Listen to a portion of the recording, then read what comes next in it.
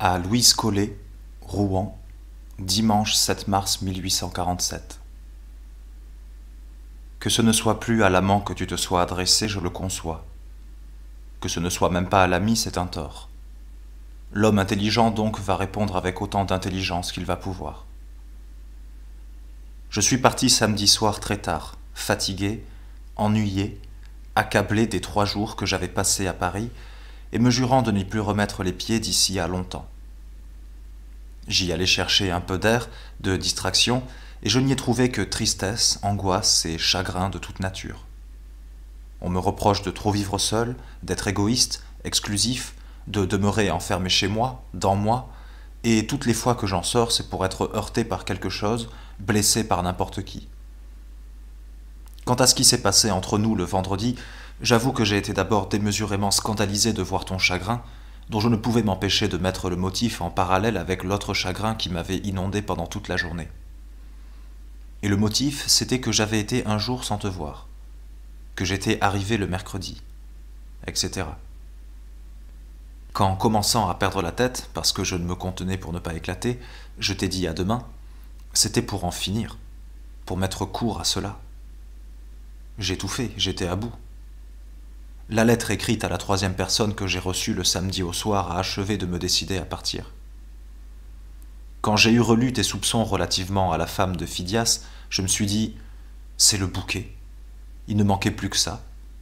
Que faire et que dire à des choses semblables? Si Phidias t'en a parlé lui-même, je suis sûr que ce ne peut être qu'une farce qu'il aura voulu te faire ou une idée subite qui lui sera poussée dans le cerveau. Si cette femme m'avait dit quelque chose au sens ou au cœur ou à l'esprit, je parle ton langage car pour moi tout cela a beaucoup de rapport. Bref, si je l'avais aimée, j'aurais essayé de la voir, je le confesse, n'en ayant jamais eu l'idée même dans le temps où je la voyais plusieurs fois par semaine. Maintenant, comme jadis, il n'existe entre nous qu'un rapport d'amitié assez vague et une familiarité assez amusante. C'est une créature que j'aime avoir encore plus de loin que de près, car de près tout perd et se rétrécit. Je me suis gardé de vouloir être autre chose auprès d'elle qu'un analyste, car si j'avais été serré dans ses bras, je ne l'aurais plus jugée. Ceci s'adresse à l'artiste. Cette femme-là me semble le type de la femme avec tous ses instincts, un orchestre de sentiments femelles. Or, pour entendre l'orchestre, on ne se met pas dedans, mais au-dessus, au fond de la salle. Voilà là-dessus la vérité toute pure. Crois-y, tu feras bien. N'y crois pas, tant pis. Parlons de nous maintenant. Tu me demandes que je t'envoie au moins un dernier mot d'adieu. Eh bien, du plus profond de mon cœur, je te donne la plus intime et la plus douce bénédiction qu'on puisse répandre sur la tête de quelqu'un. Je sais que tu aurais tout fait pour moi, que tu le ferais encore, que ton amour aurait mérité un ange, et je me désole de n'y avoir pu répondre. Mais est-ce ma faute? Est-ce ma faute? J'aurais voulu t'aimer comme tu m'aimais. Je me suis débattu en vain contre la fatalité de ma nature. Néant, néant. Le chardon n'est bon qu'aux ânes, tant pis pour ceux qui se couchent dessus comme on fait sur le gazon. Les atomes crochus, comme auraient dit les philosophes du siècle passé, qui sont en nous, sont les uns répulsifs, les autres attractifs. Les quelques-uns d'attractifs qu'il y avait dans nos deux êtres ont tourbillonné d'abord et se sont rencontrés les premiers. Puis les répulsifs sont venus, ils ont monté comme une avalanche interne. Aimant avant tout la paix et le repos, je n'ai jamais trouvé en toi que trouble, orage, larmes ou colère. Tu m'as boudé une fois pour avoir dit à un cocher de te ramener chez toi. Quelle figure n'as-tu pas faite au dîner avec Maxime? Quelle bordée ai-je essuyé au chemin de fer pour avoir manqué un rendez-vous, etc. Mais je ne te reproche rien. Il n'était pas plus en ton pouvoir de t'empêcher de tout cela qu'il n'était du mien de ne pas souffrir et d'en souffrir d'une double façon. Sentimentalement et intellectuellement. Les scènes que tu as faites chez Ducamp et à l'hôtel où tu t'es fait ramener 2 fois pour demander si j'étais parti ne laissent pas non plus que de me donner un air assez ridicule.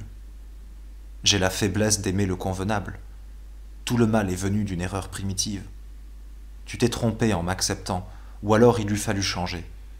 Mais peut-on changer? Tes idées de moralité, de patrie, de dévouement, tes goûts en littérature, tout cela était antipathique à mes idées, à mes goûts. Homme de fantaisie avant tout, esprit désordonné, Pouvais-je, malgré l'attrait de ta personne, me plier toujours et me courber à cette étroite loi du devoir et de la règle que tu posais devant chaque chose?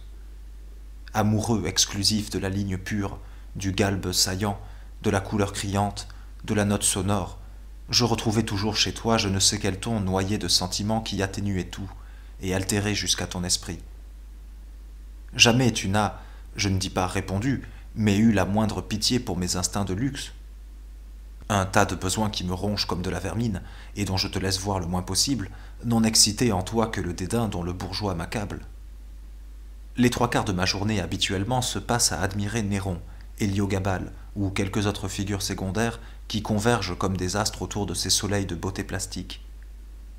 Quel enthousiasme alors voulais-tu que j'aie pour les petits dévouements moraux, pour les vertus domestiques ou démocratiques que tu voulais que j'admirasse? L'explication pourrait se continuer plus longue, mais elle est assez pénible pour moi pour que je la finisse vite. Oh, pourquoi donc encore une fois m'as-tu connu? De quelle faute, pauvre femme, est-ce l'expiation? Tu méritais mieux que ça. Si gardant ton corps qui est beau, ton esprit qui est charmant, tu avais été une femme comme les autres, aimant dans la mesure qu'il faut pour épicer la vie et non pour la brûler, tu n'aurais pas tant souffert, ni moi non plus. Quand j'aurais été à Paris, j'aurais été te voir. Nous nous serions embrassés, quittés et revus, chacun vivant comme devant, sans s'inquiéter l'un de l'autre. Mais non, tu as cru que j'étais jeune, que j'étais frais, que j'étais pur. Il y a des gens frisés, corsetés et fardés qui ont encore l'air jeunes. Au lit, ce sont des vieillards décrépits. Il y a des cœurs pareils que des maladies ont usés et que des grands excès ont rendus invalides. Tu as voulu, toi, tirer du sang d'une pierre. Tu as ébréché la pierre et tu t'es fait saigner les doigts. Tu as voulu faire marcher un paralytique, tout son poids est retombé sur toi et il est devenu plus paralytique encore. Non, il n'y a ni aigreur, ni colère, ni haine, mais il y a une profonde et triste conviction. Il y a toujours un sentiment qui n'a pas de nom, formé de beaucoup d'autres comme ces édifices qui ne sont ni en pierre de taille, ni en maçonnerie, ni en bois. Il y a toujours un dévouement tout près, et si le mot ne te blesse pas, une gratitude démesurée. Tu me demandes que nos souvenirs au moins me rappellent quelque chose? Eh bien, comme le premier soir, un chaste baiser sur le front. Adieu. Figure-toi que je suis parti pour un long voyage. Adieu encore. Rencontre-en un plus digne. Pour te le donner, j'irai le chercher au bout du monde. Sois heureuse.